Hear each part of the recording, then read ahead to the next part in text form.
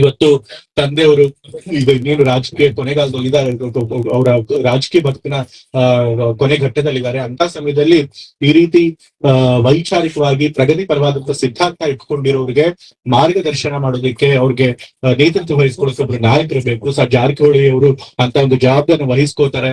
ಕಾಂಗ್ರೆಸ್ ಪಕ್ಷ ಸಿದ್ಧಾಂತ ನಂಬಿಕೆ ಇಟ್ಕೊಂಡಿರುವಂತ ಎಲ್ಲ ರಾಜಕಾರಣಿಗಳಿಗೆ, ಯುವ ನಾಯಕರಿಗೆ ಅವ್ರು ಮಾದರಿಯಾಗಿ ನಮ್ಮನ್ನು ಮುನ್ನಡೆಸ್ತಾರೆ ಅನ್ನೋ ಒಂದು ನಂಬಿಕೆ ನನಗಿದೆ. ಸೊ ಹಾಗಾಗಿ ಈ ರೀತಿ ಒಂದು ತತ್ವಬದ್ಧತೆ ಇರುವಂತಹ ನಾಯಕ ಸಿಗೋದು ಬಹಳ ಕಷ್ಟ. ಅಂತ ಕೆಲಸನ ಜಾರಕಿಹೊಳಿ ಮಾಡ್ತಿದ್ದಾರೆ.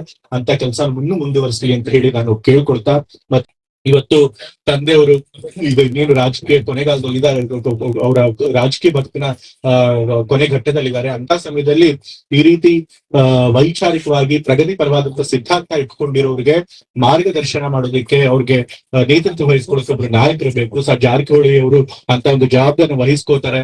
ಕಾಂಗ್ರೆಸ್ ಪಕ್ಷ ಸಿದ್ಧಾಂತ ನಂಬಿಕೆ ಇಟ್ಕೊಂಡಿರುವಂತ ಎಲ್ಲ ರಾಜಕಾರಣಿಗಳಿಗೆ, ಯುವ ನಾಯಕರಿಗೆ ಅವ್ರು ಮಾದರಿಯಾಗಿ ನಮ್ಮನ್ನು ಮುನ್ನಡೆಸ್ತಾರೆ ಅನ್ನೋ ಒಂದು ನಂಬಿಕೆ ನನಗಿದೆ.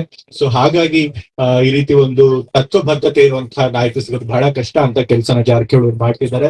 ಅಂತ ಕೆಲಸ ಮುಂದುವರಿಸಲಿ ಅಂತ ಹೇಳಿ ನಾನು ಕೇಳ್ಕೊಳ್ತಾ, ಮತ್ತೆ